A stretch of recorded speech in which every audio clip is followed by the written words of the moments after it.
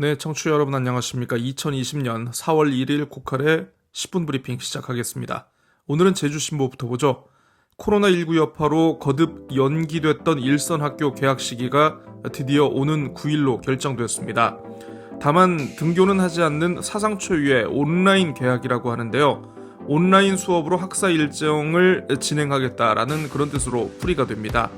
아직 정확한 지침도 없는 데다 가정마다 디지털 환경이 제각각 다른 상황임을 감안하면 혼선이 발생할 가능성이 높지 않을까 하는 생각인데요.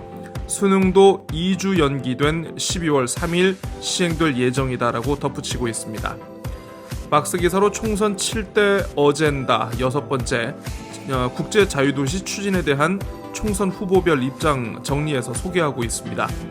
계속하는 것이 맞느냐 아니면 폐기하거나 궤도를 수정해야 하느냐를 물었는데요.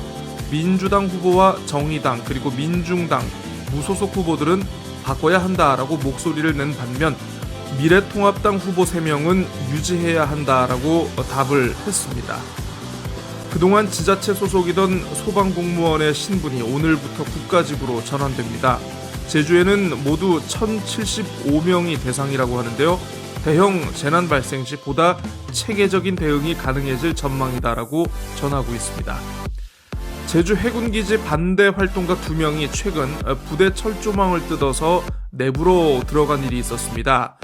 군이 후속 조치로 해병대 1개 대대를 제주 해군기지 경계 임무에 투입하는 방안을 검토 중이라고 하는군요. 재민일보 살펴보겠습니다. 톱기사로 어제 열린 언론 3사 합동토론회 소식 전하고 있습니다. 토론회 관련 내용은 잠시 후 한라일보 순서에서 자세히 살펴보기로 하겠습니다. 신세계그룹의 면세점 추진과 관련한 문제제기 이어가고 있습니다. 기다리던 두 번째 기획기사 전하고 있는데요. 어제 1탄 우회 진출 의혹과 교통 혼잡 우려를 담았고요. 오늘 2탄에서는 도민사회의 피해가 우려된다는 내용 전하고 있습니다. 대기업 면세점이 들어서면 주변 상권이 분명 큰 영향을 받게 됩니다.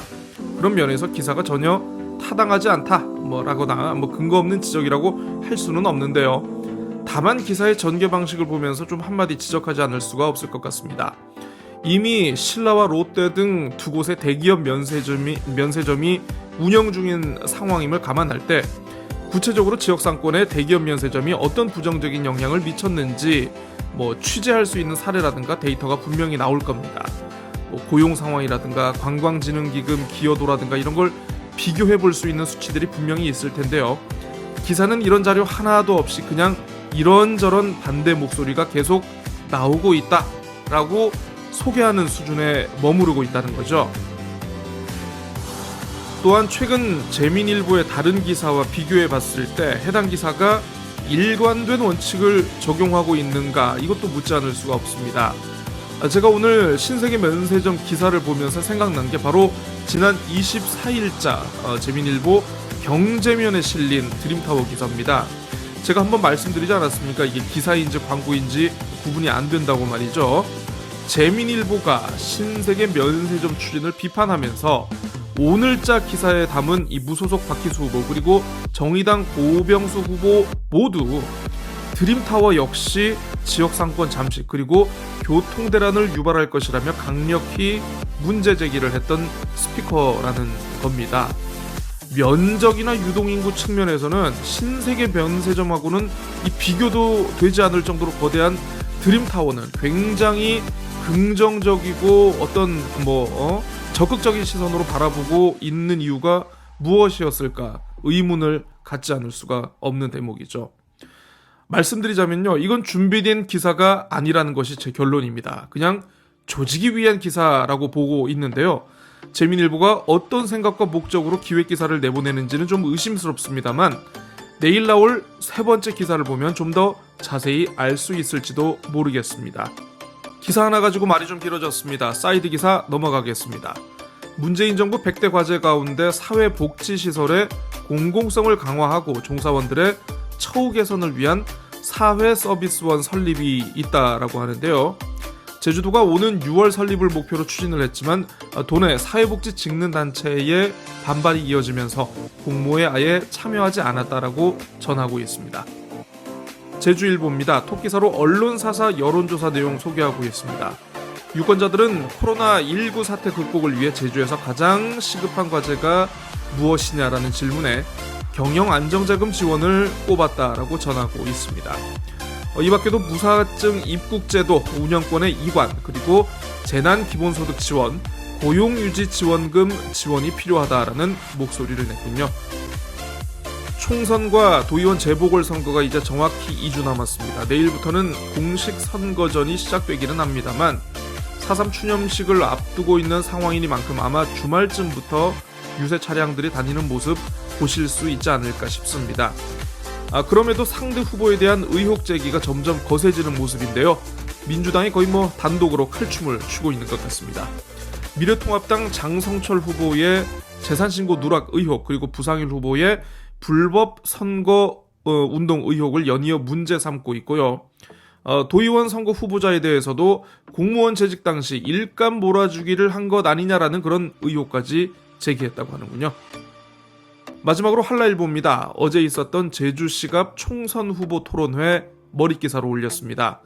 다음 달 자동 폐기를 앞둔 4.3 특별법 개정안 처리 문제에 대해서 정부와 여당 책임이다, 아니다, 야당이 발목 잡았다처럼 서로 간의 책임 공방이 이어졌다고 하는데요. 제2공항 건설에 대해서 이미 충분한 공론화가 이루어졌다라고 밝힌 바 있는 미래통합당 장성철 후보를 향해서는 2018년 도지사 후보 시절과 말이 다르다, 말 바꾸기를 하고 있다는 지적과 함께 공론화에 대한 이해가 부족한 게 아니냐라는 지적이 함께 나왔다라고 하는군요.